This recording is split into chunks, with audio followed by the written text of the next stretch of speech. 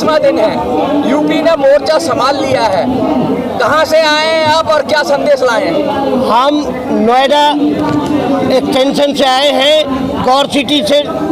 मैं अनिल कुमार तिवारी, एक sergeant air force से रिटायर होकर के अपनी जायज़ मांगों को जनता के सामने, मीडिया के सामने पेश करने के लिए हाजिर हूँ। एयरफोर्स की बात करें सर, आप कहां से आए हैं और कौन सी फोर्स में थे आप?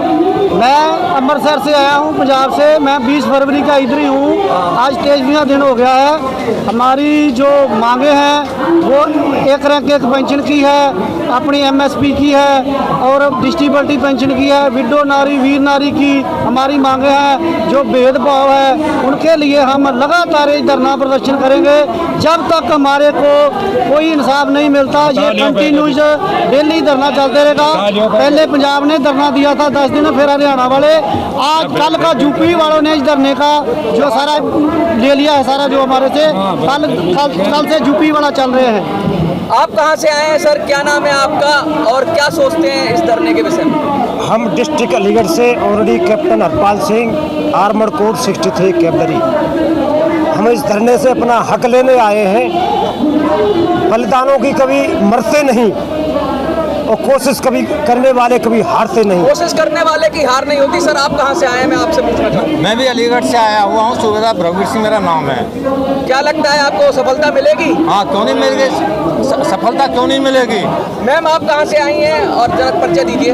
मैं शारदा दीक्षित हूँ, रिटायर्ड प्रिंसिपल। मेरे हस्बैंड एयरफोर्स से जेडब्ल्यू रिटायर हुए हैं। वन रैंक वन पेंशन के पहले लॉट में भी उनको केवल 67 रुपये का इंक्रीमेंट मिला था और अब तो कह रहे हैं तुम्हारी पेंशन नेगेटिव में जाएगी क्योंकि तुम्हें पहले ही ज़्यादा मिल रहा है। तो हम इस बात के लिए विरोध जता रहे हैं कि इस देश में ऑफिसरों को सेम ड्यूटी सेम काम वो करते हैं, उससे ज़्यादा सिपाही करते हैं या हमारे जेसीओज करते हैं, उनको छोड़कर आप अफसरों को खुश करने में लगे हैं। जब बर्फीली रातों में वो बर्फीली चट्टानों में ड्यूटियां देते हैं, जब वो 50 डिग्री टेम्परेचर में सिपाही बंदूक लेकर वहाँ खड़ा रहता है, तब कौन अफसर आता है?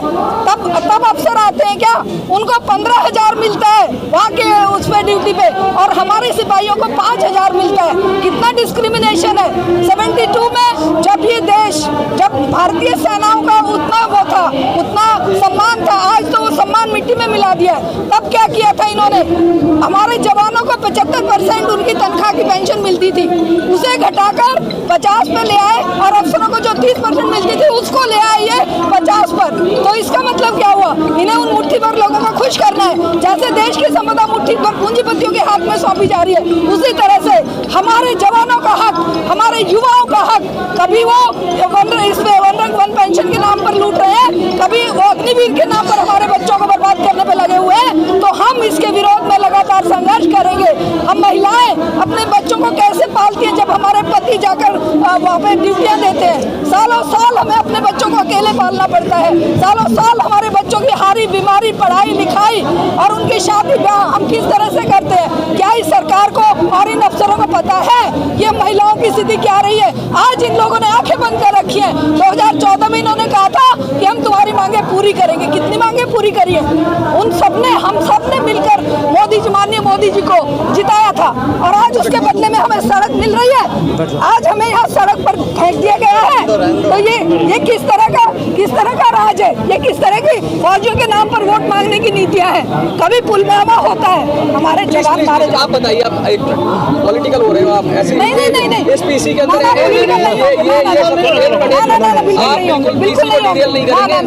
हम अपनी पेंशन की बात करें। देखिए मोदी का नहीं होगा।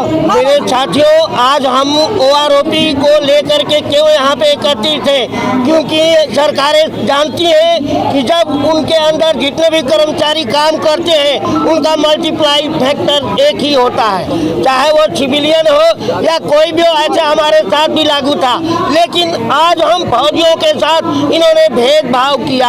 हमें मल्टीप्लाइंग फैक्टर 2.57 दिया और अधिकारियों को 2.81 से दे करके इस तरह से विसंगतियां पैदा की।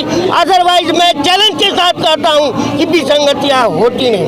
नहीं। दूसरी बात यह है कि MSP एमएसपी दी जाती है उनके लिए जो कठोर से कठोर, कठिनाई से कठिनाई परिस्थिति में ड्यूटी करते हैं। जैसे एग्जाम्पल के लिए मैं बता रहा हूँ, मैं रिटायर्ड सार्जेंट अपने 20 साल की सर्विस में थ्रू आउट ट्रांसपोर्ट जहाज में थे और हम ग्राउंड को ले जाए जाते थे, जबकि इनके पेपरों में हम ग्राउंड को नहीं दिखाए जाते थे।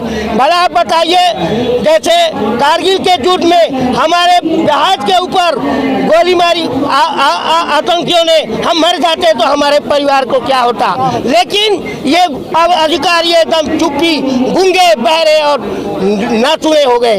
हमें उनको जगाने के लिए ये काम करना है। सड़क पे संघर्ष के बिना हमारी आवाज नहीं सुनी जाएगी और ये संघर्ष इतना बड़ा होना चाहिए कि सारे भाई यहाँ पर इकट्ठे हों, बहनें इकट्ठी। तीसरी बात यह है कि पूरे भारतवर्ष में नेविगेटर सिमुलेशन किसने दिया, ये अधिकारियों को मालूम है। मैं सार्जेंट अनिल कुमार तिवारी और सार्जेंट पीवीएस रेड्डी दोनों अपने अथक प्रयास से हम लोगों ने स्पेस से जाकर के और टेक्नोलॉजी लेकर के सिमुलेशन चलाई है, जो आज भी भारत की जनता देख सकती है। आप सभी उत्तर प्रदेश से हैं और 26 तारीख तक यहाँ पर आंदोलन करेंगे। हाँ जी बिल्कुल। ये जो जिम्मेदारी है वो उत्तर प्रदेश को दी गई है, तो आप लोगों के आगे की रणनीति क्या है? हमारी आगे की रणनीति यही है कि किसी तरीके से एडमिनिस्ट्रेशन जो है में हम दखल नहीं देंगे।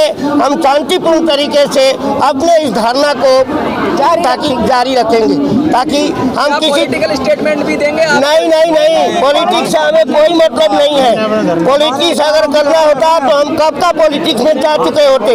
हमें अपने हक के लिए लड़ना है।